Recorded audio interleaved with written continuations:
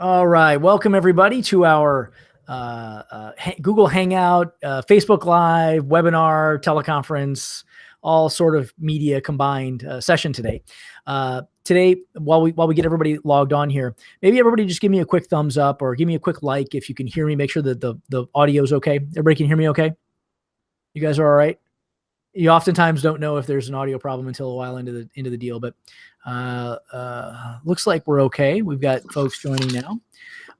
Today we have a really interesting session, and we have a lot to accomplish. So I think we should just kind of jump right in here. Today we have a lot to talk about, and a very interesting guest. We have Senior Master Michael Bugg, and today we're going to be talking about how Master Bugg added literally $80,000 a month to the revenue of his school over the last 18-ish months or so. We're going to get into all the details on that as we move through our time today. But I wanted to mention a couple of things before we got started. Number one, again, if you can hear me okay, please make sure you give me like a thumbs up, make a comment, or Master Bugg, when it hears you, it'll switch over there. That's why that's doing that. I know it's kind of weird. If you can hear me okay, make sure you kind of put a comment in down there, make sure that that everything's okay on that. And then also, if you do have any questions with our time today for Master Bugg or myself or any of the topics we're talking about, just put them in the comment section here below, and we'll take a look at that. And I should be able to multitask enough to be able to address some of them here as we speak. The third thing I'd mention is this. One of the things that we've been doing a lot of, and we're gonna talk about it a little bit here with our session as well, is a lot of the schools that we've been working with have really been struggling with their social media marketing, getting their marketing and advertising to produce results that are commensurate with its cost, and that are driving traffic in the front door. And that's what we've been doing with the sign roll process. We've been sort of taking that burden off the school's back and sort of putting it on our team here and helping to drive traffic to the school for you. So we're going to sort of loop through some of that stuff today. But while everyone's popping on here, I just kind of wanted to let everybody know about that. And you can get more details if you want to at ienrollstudents.com. That's ienrollstudents.com. And I'll put the link here in the chat box when I get a chance to type here. But I'll put that link down there for you. So let me once again sort of recast it while everybody's now popped on and sees that the Facebook Live is happening. Today, our special guest is, again, Senior Master Michael Bugg. And Master Bugg has accomplished something over the last 18 months or so. I think that that is something that you don't see very often in our industry, especially when you know the numbers are right. And there are an awful lot of people that, will say one thing, but when you really look under the covers or you really take a good look at the numbers, it's an exaggeration or in many cases, just an outright falsehood. But in this case, I can show you numbers, right? And so today we wanted to sort of drill into exactly how Master Bugg accomplished that. Also, I wanted to make sure that everybody really got a chance to meet Master Bugg and get a good sense of what he's accomplished up to this point, and then now obviously, sort of taking the school to the next level. So Master Bugg, first of all, thank you so much for taking the time today. I know it's been a bit of a technical challenge getting all this stuff to work. So thank you so much for taking the time out of your schedule and investing it with us. No problem, sir. So I think let's start at the beginning. I think this is pretty important for the folks who are watching, who may not know you, who may not know me, may not know our story and what we're trying to accomplish, what we're accomplishing. Can you kind of start us at the beginning? We're going to loop back to the martial arts school specifically, but you have a background that I think many of our listeners, number one, it'll resonate with, but number two, it's somewhat common. You had a law enforcement background and a correction background before getting into martial arts schools. Can you kind of take us back to the beginning? Can you kind of walk me through before you decided to open a martial arts school, what your career looked like and some of the challenges that you faced there? So I grew up in a small town in Virginia, and I was pretty happy in correction and law enforcement, with the sheriff department and all of that. So I was 13 years into law enforcement, and I was really, really happy per se, but my passion was, I was just hoping that I can just do martial arts full time. I just wanted have my own school because one, because you lock up a lot of teens, you lock a lot of kids, and you're like, I personally thought I can just change people's lives, and by doing that, and I guess that one year that I really made my really made my decision to leave law enforcement, actually work in the death row chamber. And I had a kid that it was about to execute. And, and doing when you're dealing with death row inmates, um, you don't get a chance to conversate that much because it's every day the same thing over and over again. So I had this conversation with him. I'm like, why you get locked up? And he said, I wish there was a program that would have saved me when I was in elementary school. He said, I wish there would have had some mentors. If I could have changed my life around in middle school, I could have been a better citizen. I said, well, what do you do? He said, well, I I grew up with a single parent. My father was in and out. My stepfather was there. He really didn't understand me. And I said, what happened? He said, well, I didn't understand the values of principles and values. So I said, okay. He said, they wouldn't let me go to my girlfriend's house one night. And I said, okay, what did he do? He said, I got mad and I just killed my mom and I killed my step parent. So, and I got to thinking, I can change a lot of lives. And at that time that, I'm still processing to go to the death chamber. And, and that really hit me. I'm like, okay, here I go. I got a kid right now, got to be executed within 30 days. So after execution, everything done, made me realize that that wasn't my passion anymore. My passion was to open a martial arts school. So I took on that challenge, and I quit the job, took on that challenge, and I was asked to take over the Chester location, which was a small school in the beginning, and I went into it, not expecting, and so at that time that, I realized I thought I made a mistake. I lost my house. I lost my car. I lost my family. It's kind of this. I mean, it pretty much destroyed my marriage. Everything. So, and I decided, okay, this wasn't for me. So, when Grandmaster Kim told me, he said, okay, we need to talk. So I was his assistant. He said, well, set your goals, focus on everything I said, do, and do what I asked you to do. Don't waver from it. He said, if you stick to your goals, focus on your goal, and you will beat this. And so I lived in the school. I passed out flowers every day. We started the after school program.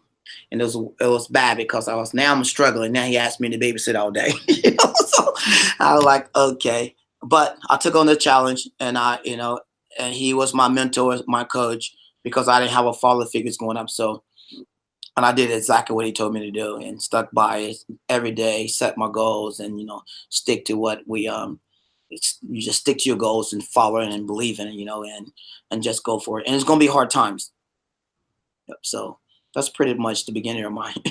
Yeah, you're right. Yeah. So really and truly, I mean, it sounds cliche, but this is very much sort of a rags to riches kind of a thing. And when you come from the background that you did, not only from, well, let's kind of cast it in a couple different directions. I think a fair amount of people who might be on the call today, might be listening, watching the webinar today, leaving a career of 13 or 14 years in something like law enforcement and corrections. I mean, they have things like pensions, and they have things like retirement plans, and they have things like what an awful lot of folks in the world consider job security, right? Like sort of this idea of being secure and safe, and you know what I'm saying? Like go work for the big company for the rest of your life and never have to worry about it. And number one, I think it takes a hell of a lot of guts to have, to follow your passion, to go do what it is you wanted to do rather than what was safe.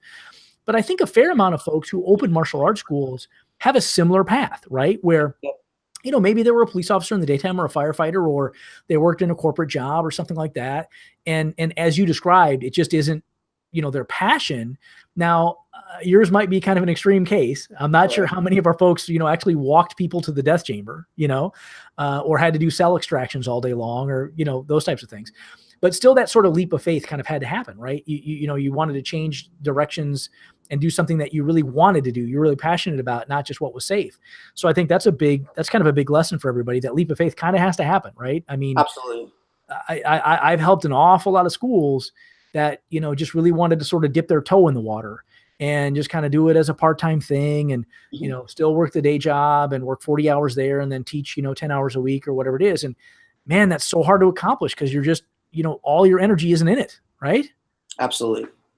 Okay, good. So anyway, so from sort of like a very safe, almost corporate-like career to, you know, nothing, right? So Absolutely. this thing kind of tanked underneath you, right? Walk me through maybe sort of the big building blocks. What were the, you know, 4 or 5 things that you had to do? And for our audience, again, not to sort of dominate the conversation, but to recast for the audience who may not know. Again, you started in a location that was already operating, and really it was tanking, right? You were trying to go in there and rescue this thing. Absolutely. Then built up before this latest growth curve, built multi-schools there. So why don't you start with Chester? Start with the single location. What were sort of the big rocks, the big lessons that you had to learn, the big implementations that you had to accomplish to sort of get that school to be successful, and how successful did you get it? Well, the most important thing you had to realize that because you're a black belt on the floor doesn't mean that you're a black belt in business, and that's the hardest thing I had to learn. And you know, is one, having a mentor that's going to educate me and tell me what to do in business, because I talk to a lot of school owners, and the hardest thing the hardest thing they got to look at is the business part is the hardest thing, because you will grade instructors, but we're not as great business people. So we gonna need a coach in that area.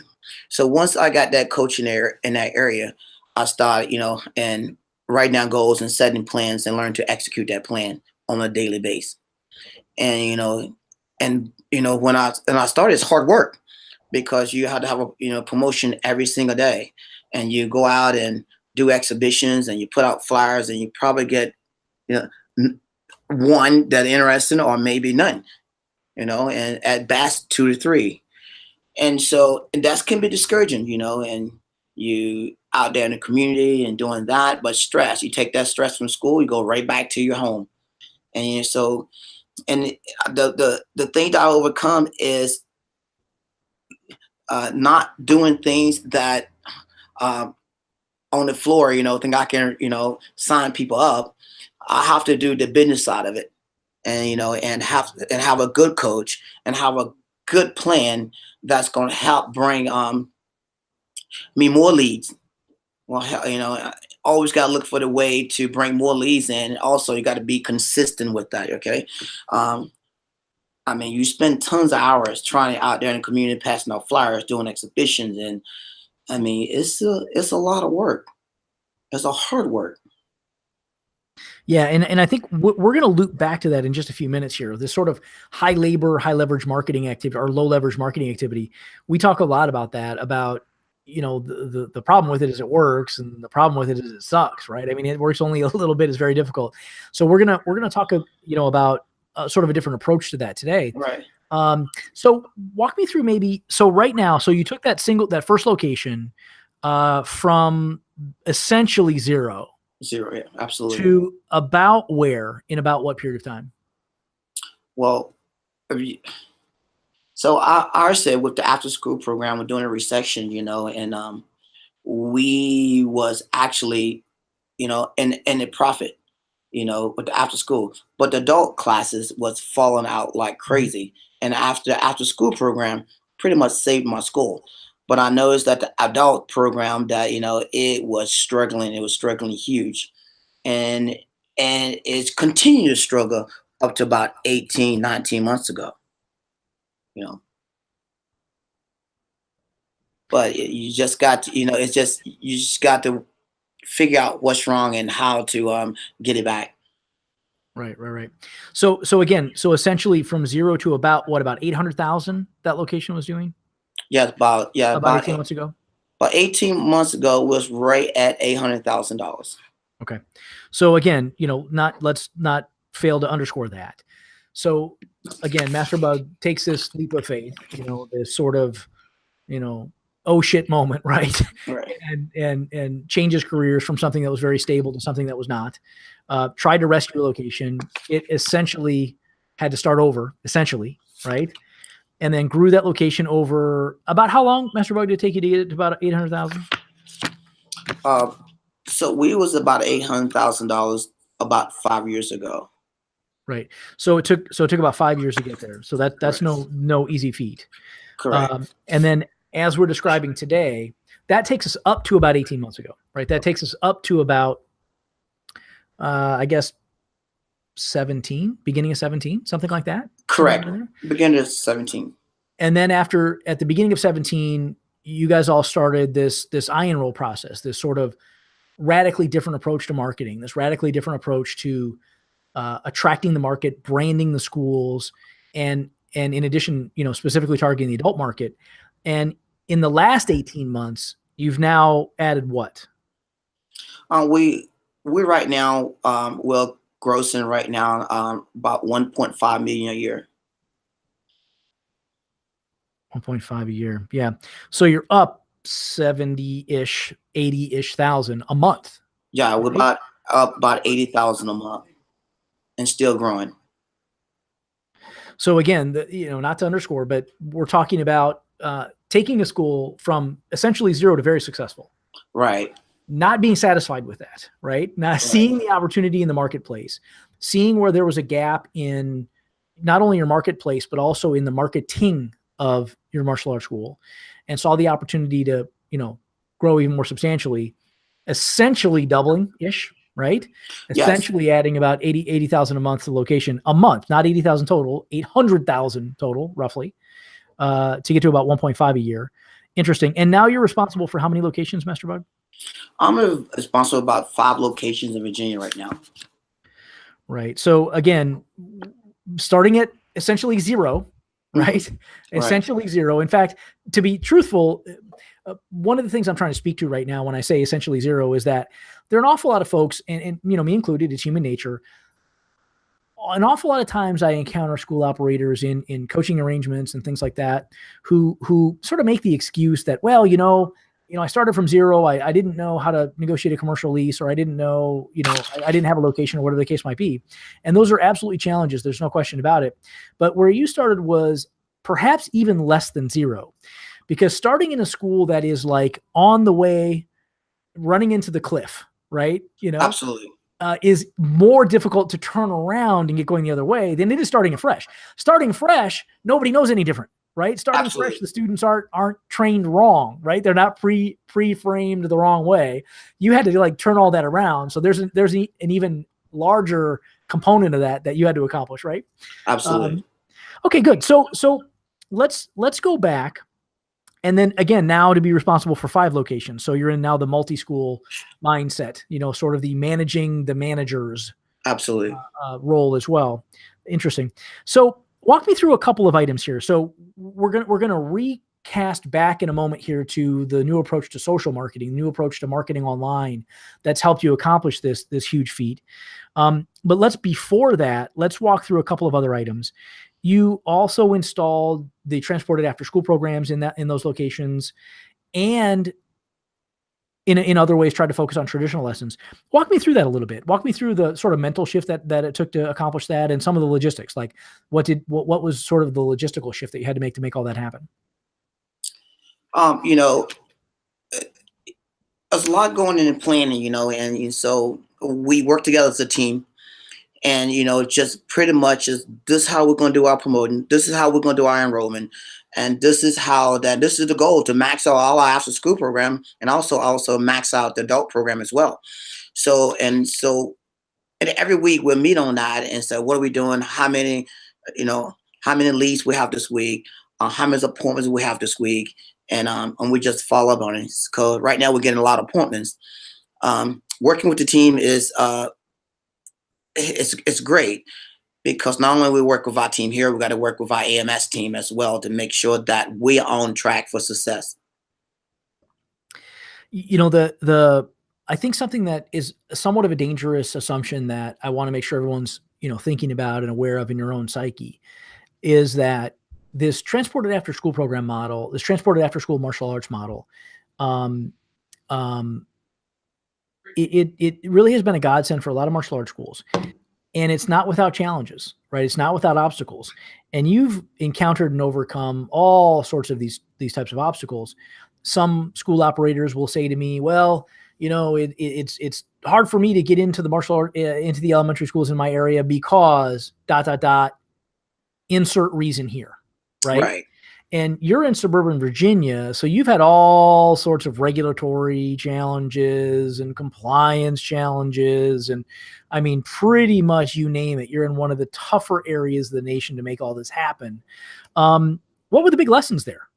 What were the big obstacles you had to overcome, and what were the big lessons there? Well, a lot of obstacles to overcome. Getting to the school.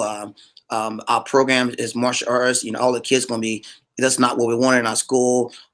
Just getting past the front door, getting past the counter.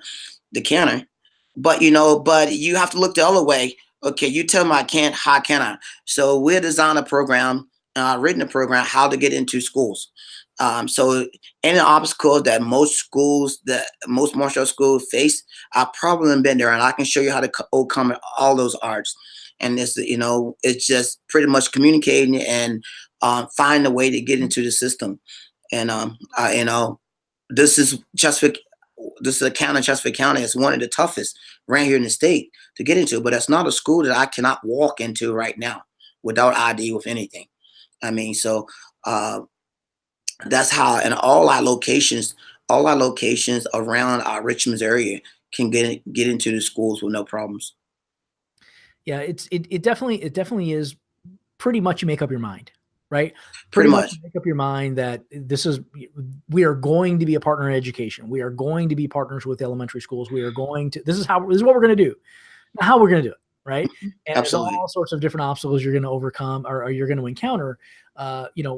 We've discussed on previous calls, and just a quick synopsis today, but really it's all about what's in it for them, right? It's all about what's in it for the school, for the providers, for the administrators and things like that. And if you're in any negotiation, in any conversation, if you're going into the conversation only talking about what's in it for you, like, who cares? They don't care about you, right? Absolutely. It's all about what's in it for them. So, and I know you've mastered those strategies over the years. So I think it's very useful for our people here. Okay, so let's sort of rewind again. So one of the things that was very important for you, and something that you discovered that the INROL process was really helpful with, was, as you had been so focused on the transported after school martial arts program for children, you saw a need and a gap in the adult market, right? In the ability to attract and retain adults. So do two things for me. Number one, describe to me why you think and thought at the time that it was so important to refocus on adults. And second, what have the results been like? Like, how has the process helped you to attract and retain adult students? Well, most of the time that, with a phone call is already for the children, and the adult market, we might have 10 adults in class, and then we'll lose two and we'll get four more, and which is a continued thing. So we really had to focus on, the adult market. And so with the iron roll system, they market to the right people. They said it's the right thing. If I can't do what they do, because they know how to market to the adults, and so that was the thing that I struggle with. And most people now think, okay, that's just for children. We need, when now we're packed with adults. I mean, it's unbelievable that, and still getting them in daily. So I think that the right marketing strategy helped our location with the adults. Yeah. You know what? Let me underscore a couple things that were kind of implicit in what you're describing there. Again, keep in mind, Master Bugg is living in the world of the multi-school facilitator. And anybody on the call, anybody listening to the recording, anybody, watching this video, in order to expand, you must replicate yourself. Absolutely. Right? You can't possibly teach every class for the rest of your life and think that you're going to, number one, grow a lot. Number two, expand to multiple locations. Number three, be able to build a sustainable model that can outlast you, outlive you, that can be a legacy for the rest of, for 100 years, not just 10, right? So fortunately, the children that come up through our programs are great candidates for instructors and for franchisees or licensees or school operators or, child satellite locations or whatever, right? That's the great part. The great part is they make great candidates for it. The great part is we have lots of time and many years to train them and teach them right and make sure that they're indoctrinated into the culture and that they're a great example of the product. The downside is it takes decades, right? Student starts with you when they're 8, 9, 10, 11, 12. Right. You got 10 years before maybe more before they can go operate a school, right? I mean, it's crazy. But the adult market is different, right? Maybe drill into that for me. How have the instructor recruiting processes happened for you, and what's all that looking like?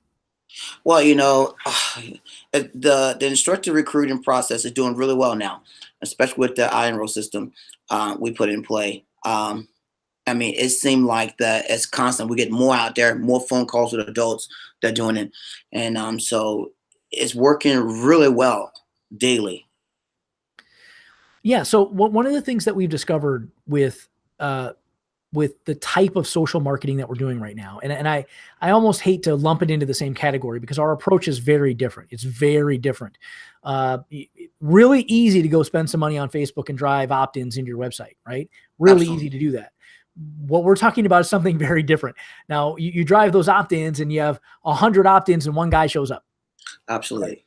What is that, right? Mm-hmm. And what we're doing is driving very, very high quality prospects through a multi-step funnel, so that when you get the prospect, they've already set an appointment to come in and see you, and they're already thinking about lessons. In fact, in most cases now, they're even pre-framed for bringing a friend or bringing a referral or bringing somebody with them or training as a family, right? We're doing a bunch of labor on that.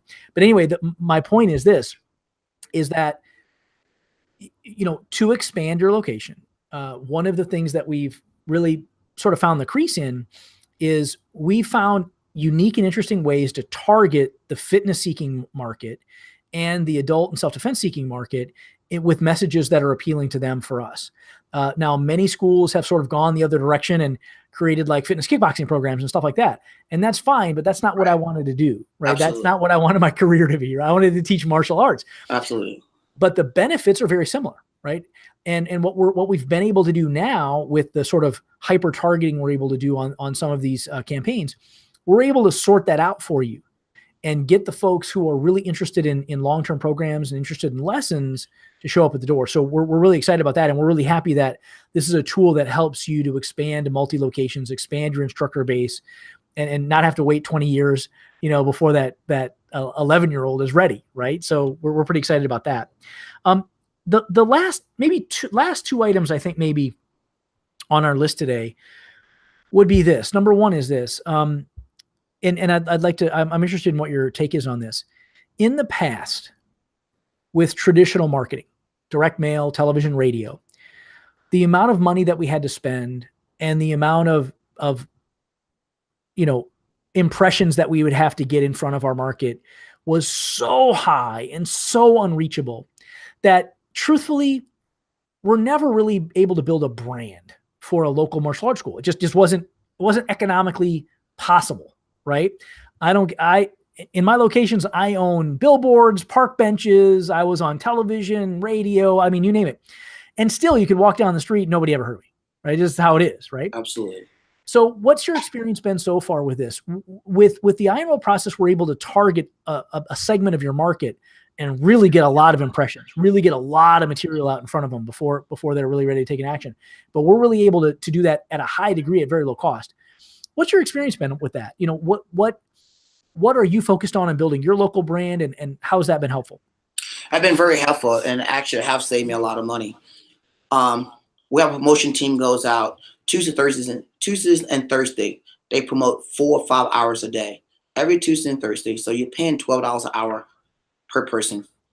Also, I have a event planner who goes out on a weekend and promote.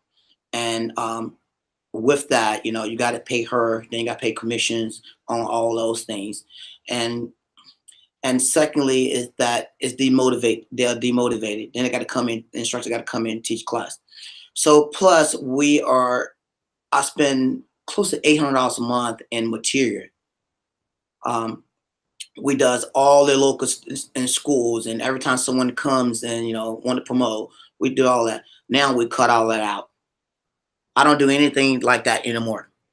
I wake up every week. There's morning that's does appointments, and we use the money that I was spending. I used to give my staff a raise. Also, we use that money to have once a week we have staff meeting, and they all go to lunch. So now our instructors are motivated because I never know how much they hated going out there promoting. And so now, we don't buy we don't buy any flyer. We have a little bit just for events and that nature exhibition, but they don't. That's completely off the market now. I mean, this new Iron Road thing is working very well for, and actually it's working a lot better, and we're saving a lot more money. Yeah, I think what you're describing is somewhat of a commonality. For some number of years, a little organization that I did a bunch of work with, their sort of biggest marketing strategy, their one of the things that they taught all of their units, all of their operators, was this, VIP process, right? And I'm sure anybody who's been around the industry for a while knows what that's all about. And the VIP process essentially is you take a bunch of little cards and you stand out on the street corner, or you go to the gas station and you stand by the gas pumps. And while somebody who looks like one of your customers, like a mom of a 9-year-old driving a minivan or something like that, is pumping gas in the car, you walk up to him and you say, "Hey, see that you live in the area. Have you ever heard of XYZ martial arts?" And you have a little clipboard and your pass and a little info slip, right?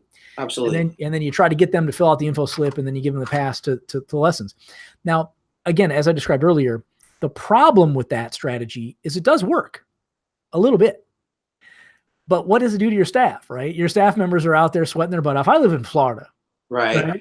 I mean, right now it's September, and today it's going to be like 96 degrees, right? I mean, it's an ugly thing, right? And again, the problem is it works. You're going to get a couple leads a day. You're going to get, Absolutely. 3, 4, 5 leads a day, maybe, right? If you're very lucky. Now, I'm not sure how many of those actually turn into appointments that show up. That is a much smaller number. But the downside is now your staff is out there all morning sweating their butt off, and now they have to go back and teach classes all night. Yep. Right. So as you described, what's their motivation level? How excited are they about that process, right? Like, what's that all about?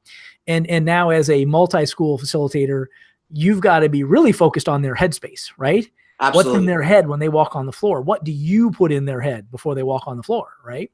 So I think that's a big lesson. Everybody, underline that. Master Bugg has given you a gift today.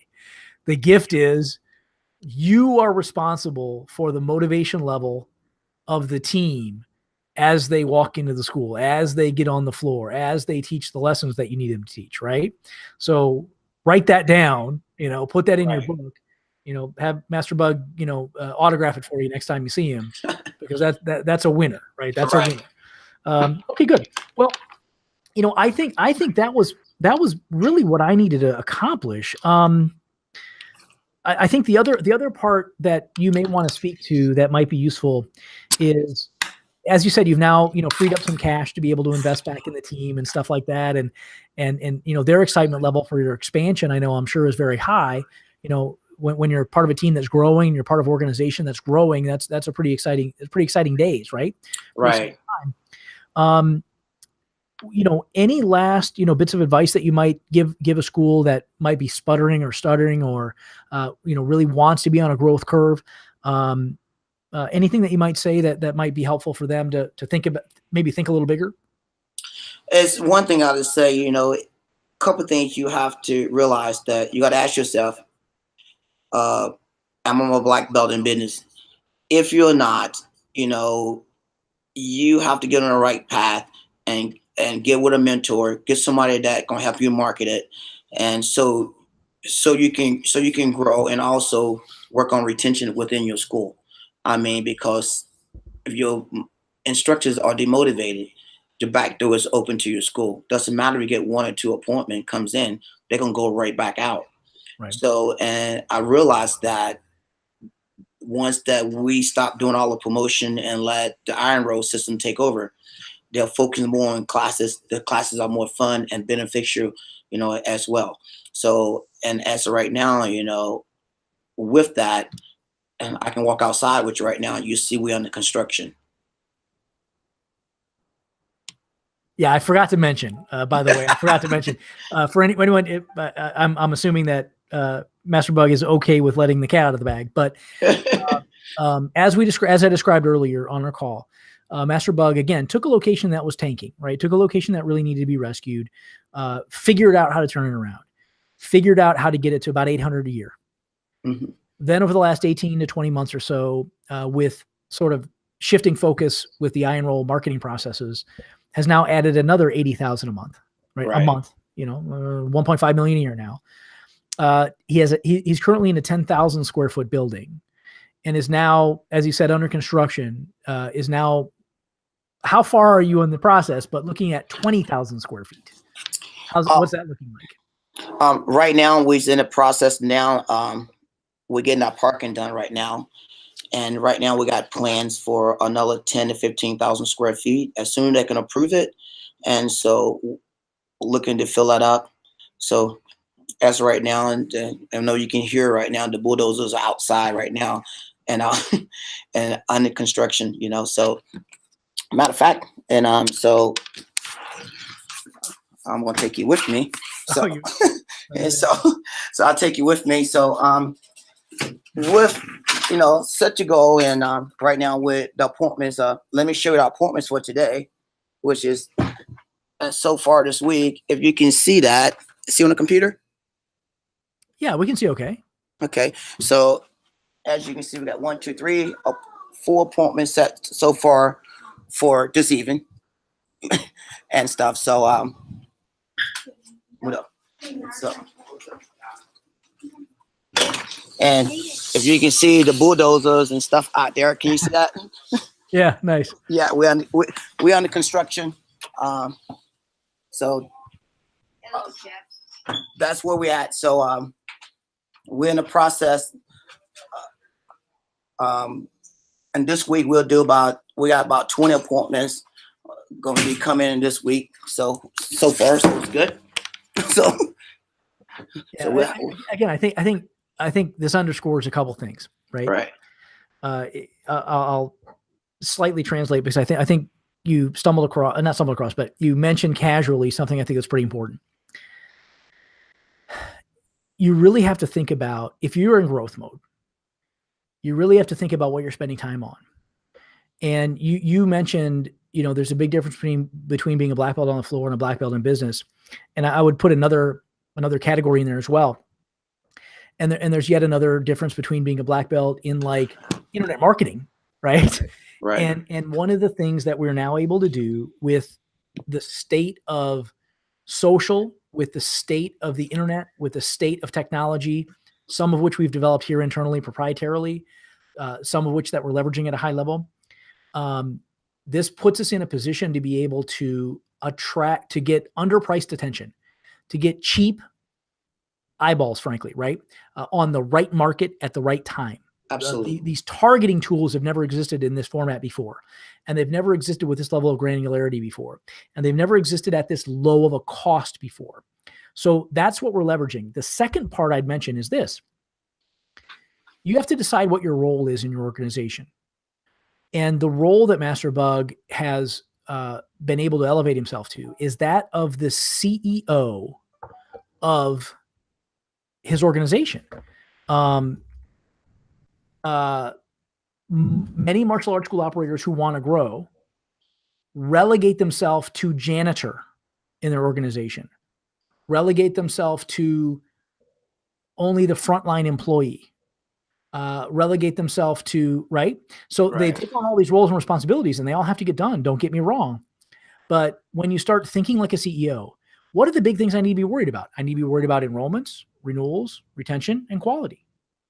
Well, if I'm spending all day long standing out on a street corner with a clipboard talking to people one at a time at the gas station, how am I focused on renewals, retention, and quality? How am I focused on the profitability of the location? How am I focused on attracting new staff members? How am I focused on building another building? Right? So I think what you described is the ability to delegate a lot of the marketing functionality and get better results, right, than burning your team out, doing it themselves. The ability to delegate that to the iron roll process is what can free up the time and brain cycles, right, to function as a CEO would, which is I'm watching my numbers, right? Absolutely. I have 4 appointments this evening. That 4 appointments is going to turn into 3.65 enrollments. Those 3.65 enrollments is going to be worth, I don't know, $30,000 to me over the next year. This is the deal, right? So I think you mentioned that implicitly in what you're describing, and I think that's something that you really should be thinking about as a school operator. How do you move yourself into the CEO role rather than just the chief cook and bottle washer role? Absolutely. Right. So Master Bugg, thank you again so much for your time today. I really appreciate it. All of our technical challenges aside, I think we accomplished getting everybody a good sense of where you came from and what you're all about. And, if people have questions about executing these processes, I know that you're always very accommodating and helpful and will answer questions and help contribute to people if they have issues with those types of things. So we really appreciate that. And we're really happy to be able to help you in your quest to, global domination of the Eastern Seaboard. So thank you so much for your time, sir. Thank you, sir. Thank you, sir. Speak to you soon. Thanks, everybody. If you have any questions or comments, remember, put them in the chat area below. I'll be happy to take a look at that, and we'll loop back over to this stuff over the next few minutes. Thanks, everybody. Thank you, sir.